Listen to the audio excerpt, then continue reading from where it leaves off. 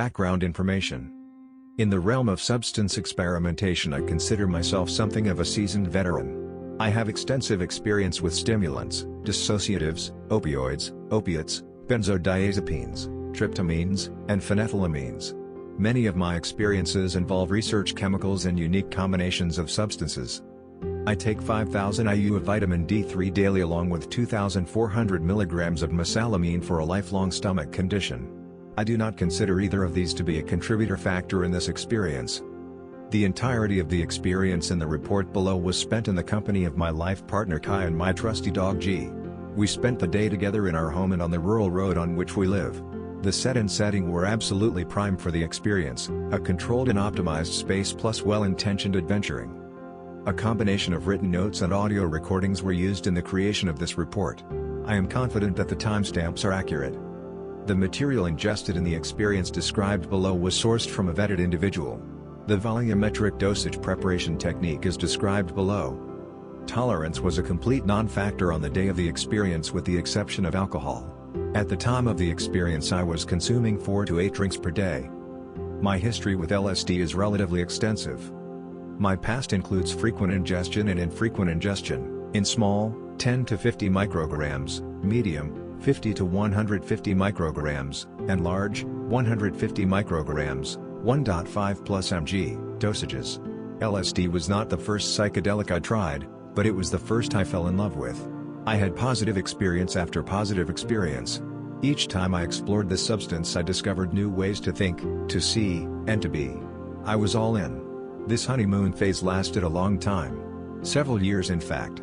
When the streak came to an end, it was a bitter, disastrous, scarring end indeed. The beginning of the end was a day on which I ate a fairly high dosage of LSD, 600 micrograms. No other substances were involved besides cannabis, smoked plant material, which I had a strong daily habit of at the time. Things were going swimmingly at a small private music event during which I even met one of my all-time favorite musicians. Somewhere around T+3:30, I simply become lost in my mind. This was the first time that the thought loops, confusion, and general wonkiness of my brain had turned truly negative, and no matter what I tried, meditation, food, conversation with a sitter, deep breathing, things would not turn around. I patiently waited for the hours to ooze by as one must do, and eventually returned to sweet and beautiful baseline. Unfortunately, these same inescapable mazes of negative thoughts, especially those centered around the fear of tripping too hard, plagued my LSD usage for 15 to 20 experiences in a row. No matter what I tried, I held severe nausea in my stomach and was infected by the uninterrupted worry of tripping too heavily until I passed the peak intensity of each experience.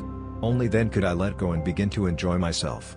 As this pattern showed no signs of breaking, I stepped away from LSD and most other longer-acting psychedelics, phenethylamines and tryptamines primarily, and began deeper exploration of other mind-altering substances. I have known full well that the time would come, the time where I wanted, perhaps even needed to leverage LSD as a tool for learning, assessing a new stage in life, and creative critical thinking. This time is now. I have felt it growing for months now, and I am confident that an attempt, a first step, is due to occur.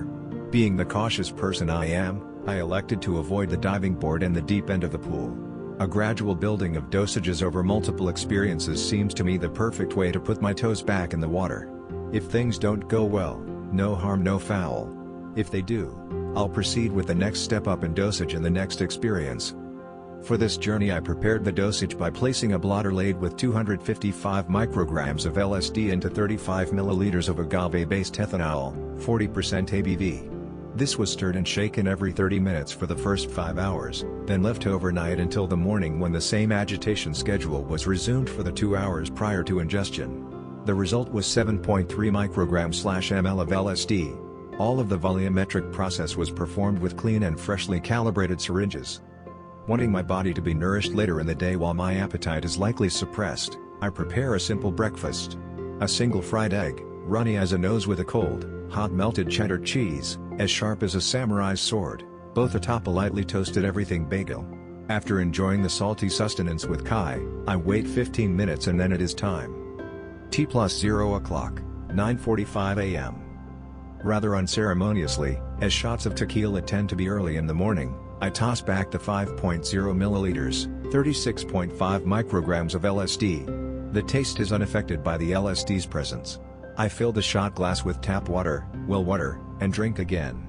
I repeat this several times to ensure I ingest the entirety of the intended dosage. I immediately make my way into the shower, to freshen up for the day.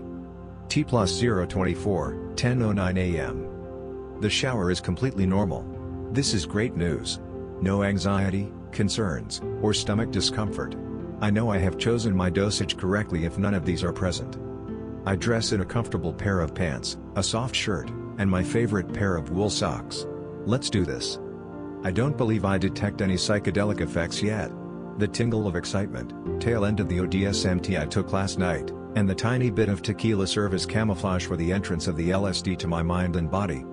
In my eagerness for things to begin, I am playing the "Do I feel a little different?"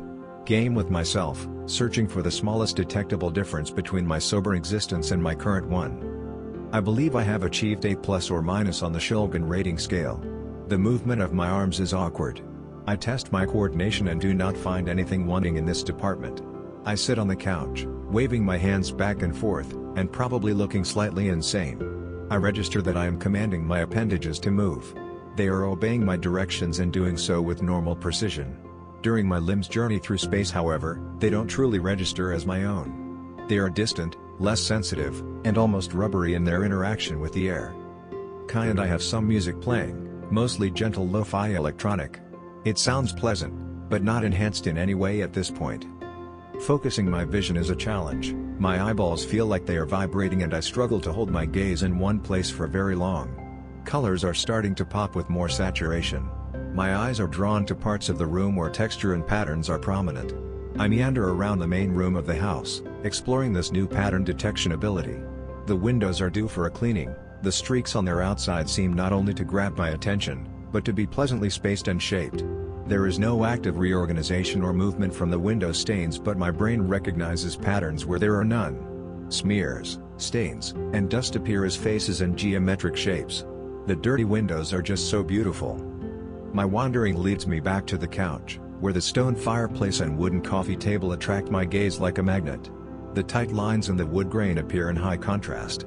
After forcing myself to look away, I find the visual magnet attracted to an area of the fireplace that is lightly darkened from heat, soot, and flame. The texture of the soot-covered stones is magnified, each crack and crevice seems twice as deep and defined as the rocks. T+053, 10:38 a.m. My mental age is rolling backwards, a childlike state of mind is replacing my analytical grown-up mind. I don't have to pretend to have fun while I play games with G. Tossing toys for her to fetch and crawling on the floor to romp around feels normal and natural. There is no pressure or awkwardness for being silly and fully engaged in this nonsense. I also do not feel badly about quitting playing when it no longer suits me. I am doing what feels right without analyzing my actions. After all, I am just playing with my dog while slowly coming up on some LSD. How much calculated analysis should I put into such a scenario? It seems obvious that the answer is, very little. Normally I would overanalyze. This reprieve from my sober mind state is liberating and enjoyable. I can feel the atoms that make up my physical body. The particles that are resonating though every inch of my body, in all directions, are impossibly small. I examine this physical condition further. I can't claim feelings of euphoria, but my physical body definitively feels positive. My muscles, flesh, and organs are all in a good mood. Not high, or rushing, just positive. The proverbial sands of time are draining from the cosmic hourglass quickly, almost double the rate I would guess. I'm continually surprised as I check in with the clock for note-taking purposes. A feeling of returning home sets in. I feel almost sleepy. Letting my eyes drift out of focus and then pulling them back to attention is an unusually comfortable variety of visual focal failure. T+107, 10:52 a.m. I'm past A+ on the Shulgin rating scale now. A quasi-synesthesia takes form as my internal sense of ego or being, becomes the music playing from above me in the loft. The sounds of the music intertwine with my thoughts in a beguiling way. These sounds in my me manifest as immersive closed-eyed visuals. Magnificent teal and mint-colored globules slowly float through a black abyss. These are not just moving pictures on the back of my eyelids. Each colored shape-shifting blob is a pieces of my mind and at the same time parts of the music. I expand and contract as the characteristics of the song change. I watch the shapes morph while I feel my body and mental state swell and contract in unison. What I see is what I feel and vice versa. Attempting to control the shapes is fruitless, but seemingly not beyond possibility. The realization of the phenomenon I'm experiencing startles me out of it.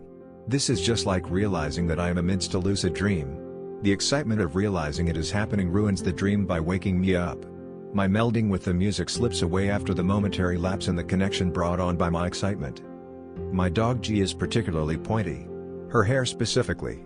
It is as if I can see each follicle of hair from multiple angles at the same time. The coloration is all wrong also.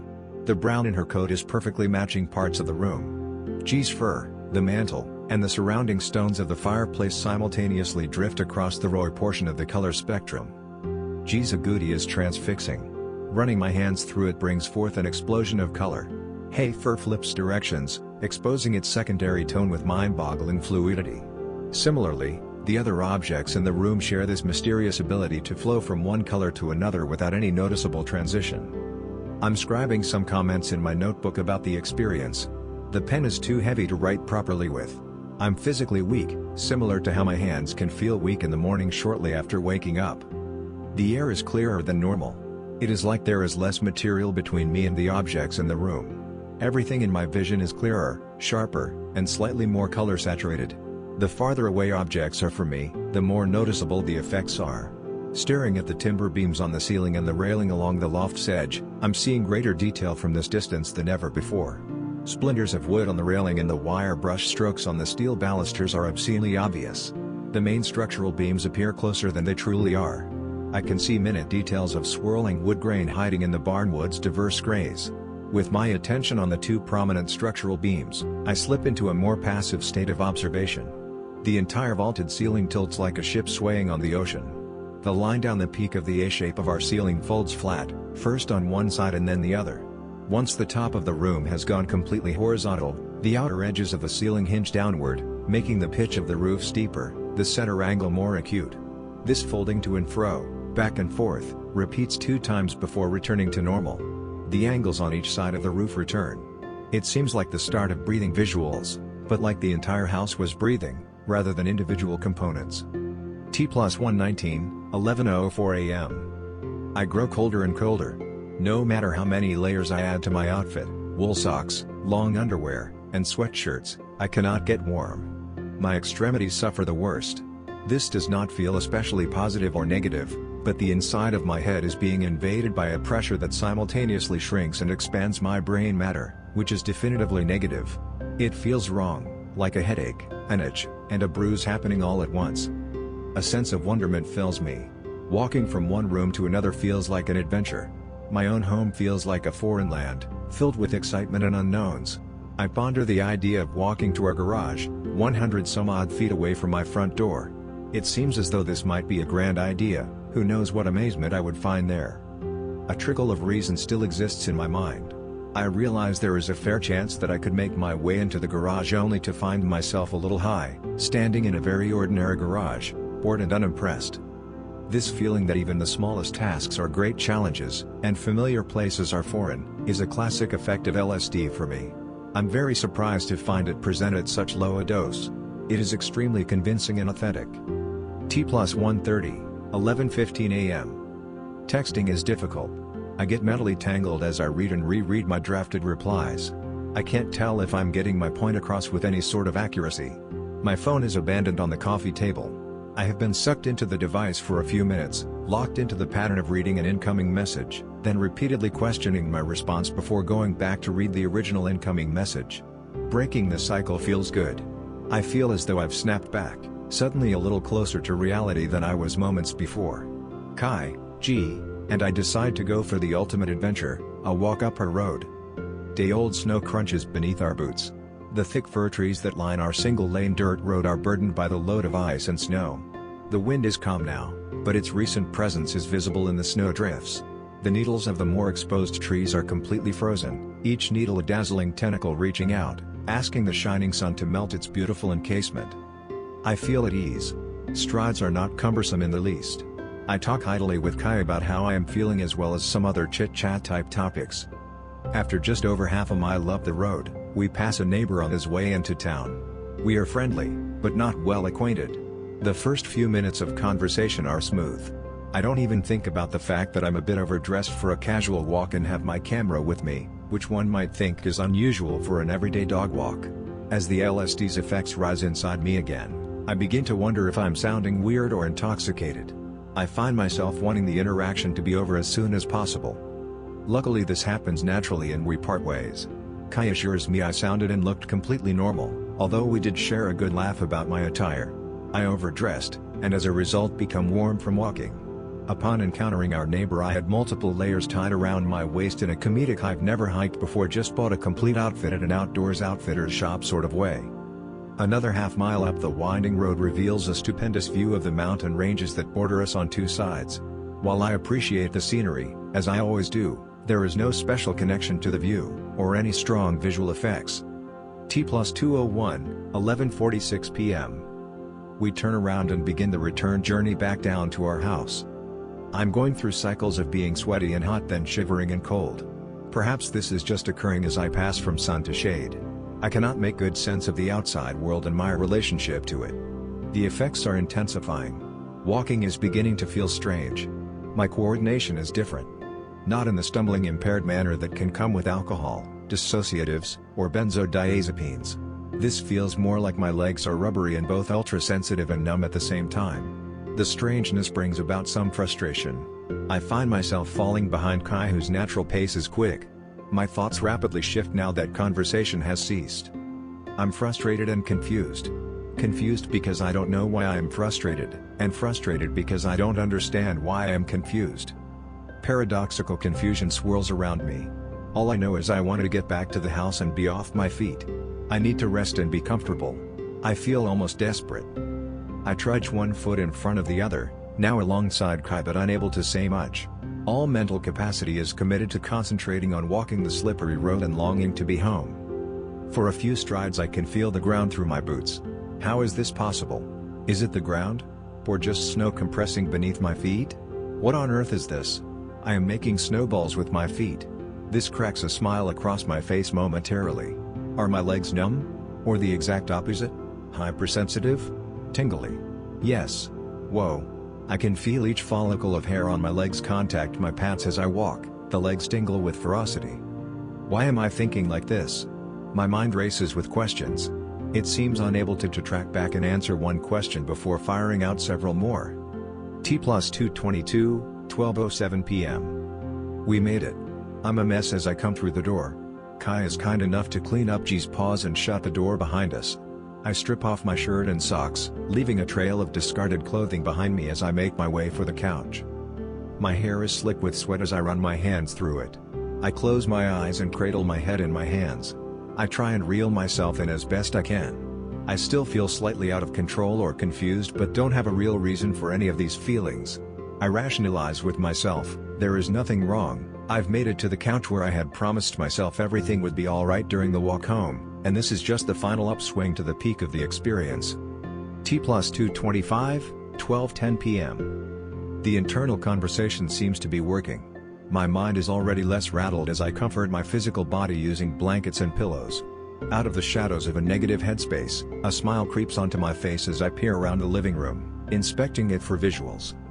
I find a notable alteration in my ability to focus my eyes.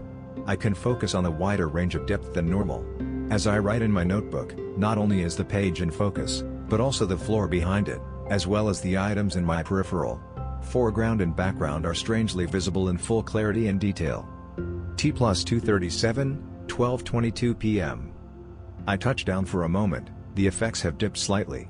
This allows me to do some self-checks and note-taking. Energy is folding inside of me. Slow-moving waves of heat and vibration stack on top of themselves like Bohoe lava moving across the ground. Slowly this intensifies between my ears, each fold of my brain detectable as a line of energy or vibration that has pressure on either side of it. My brain feels squishy. The room seems to have a similar energy, a physical force pulsing through the air. My folding pressures interact with that of the room, transferring from one to the other, me affecting the room and the room affecting me. The synergy of this is of a kind nature. I am not under attack or imposing myself on anything. The give and take seems familiar, like it is happening all the time but I am unaware of it. This exchange between the environment and myself is intriguing and generally pleasurable. The feeling that is concentrated in my skull, however, is a source of distraction and discomfort. This is the most annoying part of the experience at this point. My eyes are pleasantly dazed. They drift rather than dart around the room. They float from one area of the room to another without particular intention or effort on my part. Slow-moving angular curiosities manifest in my macro view of the world. The vaulted fir ceilings are doing the same flattening and unflattening as earlier. The pace of the movement is much faster now, however. The dormers in the loft, which had a second angle to the pitch of the roof, oscillate out of sync from the movement of the main ceiling. The clink of the Kai's fork against her bowl jars me out of my trance. Although she is seated at the other end of the couch, it sounds as though she is standing over me, hammering the fork and bowl together like a drummer beside my head. I struggle to communicate with Kai. We seem to be in different worlds, separated by some invisible mental barrier. I'm cold. Sensations from reality are rushing back. Although I'm partially under several blankets, my shoulders are still bare and the air that touches them is icy. A dry t-shirt is just the ticket. It brings not only warmth but also a sense of security and safety. Now warm, I am able to let the LSD wash over me. Colors are shifting all across the stones of the fireplace and hearth. Browns turn to oranges, which in turn flow into the spectrum of reds. Not only do the hues and saturation change, but the temperature of the colors does also. Cool, warm, cool, warm. Things shift slyly, yet out in the open at the same time. The only similar visual trickery from sober life I can come up with is how the sun displaces shadows with light and vice versa as it dances around clouds in the sky. In addition to coloration, the spatiality of the fireplace is out of whack. As a whole unit, it looks short and wide, retaining its width but reducing its height by perhaps 25%. I don't see it stretch, but suddenly it is normal height again. A single blink later and it is squat once more. How did I miss the transition again? I purposefully do not look away, but the size alteration somehow slips past me time and time again. Giving up on the macro scale changes, I focus in on the details a bit more. Each block of stone comes to life. As the grid of square-cut rocks wave and ripple with movement around the flame-filled center, I can't help but think of Hogwarts. My focus drifts from the stones themselves and recenters on the squirming, squiggling strings of mortar that usually go unnoticed between each piece of rock. The gray material seems to be a single entity, wrapping itself around the more colorful stones. It shrinks itself narrow, then expands. None of the breathing, wiggling, or rearranging is fast or chaotic. The visuals are syrupy and slow. My mindset follows suit, or is it the other way around? Either way, I've achieved calm. The stable environment, being in one place rather than moving, is comforting and allowing me to enjoy the experience with my guard down. Yes, I am sure now. The setting is the source of the slower flow to my existence. T+244, 12:29 p.m. I open a light beer, 12 ounces 5.1% ABV. The taste is unaffected, cold and refreshing, but without much depth in the taste profile. A sense of antsiness manifests in my jaw and teeth. I'm not clenching or grinding, but I'm holding my mouth in such a manner that my teeth almost touch. In this position a steady minor tremor is felt through my lower set of teeth. T+330, 1:30 p.m. The effects feel steady now. I always find the final escalation up to the peak of an experience's intensity curve to be the most rattling part of the experience. Any progression in intensity can be unnerving given my history with this substance, and as such, the ultimate version of this is the final wave upwards to the apex. I now know that I have survived the last climb and am settling nicely into the end of the plateau of the substance. T+405, 1:50 p.m. I comment to Kai that I think time is passing quickly. Amidst writing that the past hour and a half has flown by, I realize that I have read the clock incorrectly and it has only been 30 minutes. This is a bit of a shock. Time is passing slowly, not quickly. A twinge of hunger stings my stomach, perhaps the first signal that I may be on my way back to baseline. All the notable effects are dialing back simultaneously. My brain feels more normal. I'm not nearly as conscious of its physical presence as I was early. There is less stretching and folding happening between my ears. I also seem more connected to Kai. My ability to converse is improving drastically. I find it odd to know the LSD will ease me back to baseline slowly, pyramid shape intensity curve. In contrast, the dissociative substances I have been using more often recently tend to march to a crescendo then die off quickly. T+507, 2:52 p.m. The decline is now definitive and steady. I'm happy about this. Today has been a terrific reacquaintance with this substance. The experience was mostly positive. It lacked the signature difficult and bad trip characteristics that have plagued me with LSD. There was just the right amount of challenging moments to remind me about the power of this chemical. It has been well balanced and useful, exactly what I intended to achieve today. On paper, the come down should mirror the reverse intensity of the come up. However, being on the other side of the mountain, I feel more in control and comfortable. Overall, I am very happy with the day except the pressure in my head that continues to annoy me. T+521, 3:06 p.m. The effects of the LSD are really dwindling now. I'm off baseline, but the experience feels as though it has concluded.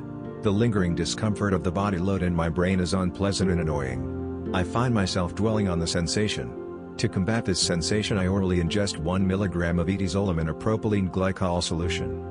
I am pretty sure the benzodiazepine will ease the mental tension and smooth out the final descent off of the LSD.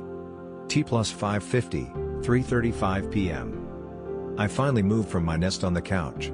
I relocate to the loft with G. She is so soft to pet. I'm sitting on the floor inundating the poor pup with love. Some of the simple childlike mindset lingers on, resurges in fact. I'm smothering G in hugs while giggling softly. Everything feels so incredibly right in the world. The etizolam is assuaging my mental discomfort and in doing so, allowing the more enjoyable overshadowed effects of the experience. My mood has drastically improved since the ingestion of the etizolam. My notes read: love, openness, all feelings. I do feel that all my emotions are close to the surface. Every feeling I feel is genuine, true, and deep. When I feel an emotion, it envelops me quickly and I don't question it at all. T+713, 4:58 p.m. Kai and I have been chatting intermittently while listening to music. All visual effects have long since departed, but the alterations in my mental space are still present. The magic brought on by the etizolam has been fading for the past half hour or so. With this dwindling, the uncomfortable folding in my head has resurfaced. It is far less intense than earlier, but still unpleasant. I chase the disagreeable feeling away with alcohol. I open a beer, 12 ounces 5.1% ABV, and pour a whiskey, 2 ounces 40% ABV, over ice to enjoy in tandem. I ingest 2 more milligrams of etizolam. T+729, 5:14 p.m. The benzo and booze have not yet taken full effect. I have now finished both drinks. The stretchy headspace has lessened, but it's still there. My body reflects the etizolam while my mental space is an interesting mix of the ingested substances. My arms lack euphoria, but they have shifted into a state of pleasant weightlessness. I'm spacing out, but I'm regularly interrupted by spurts of rapid thought. These are mostly organized but also a bit random. Thought loops and confusion are absent. Zip. Zing. Electrical currents shoot through, in, out, and around my body and mind. Similar to the involuntary muscular jerking felt as one falls asleep, but without physical manifestation, these jolts of energy ricochet around my internals. T+827, 6:12 p.m. I'm acting as though I have not taken LSD now. The afternoon seems far behind me. Sure, lingering effects make themselves known from time to time, but normality is taking over again. As usual, recalling a psychedelic experience is challenging, the details slipping through my grasp like a dream after waking up. This combined with the etizolam I have ingested has me wondering if I will be able to recall the parts of today that were not notated meticulously. T+923, 7:08 p.m. A milligram of etizolam is washed down with a delicious light beer, 5.1% ABV 12 ounces.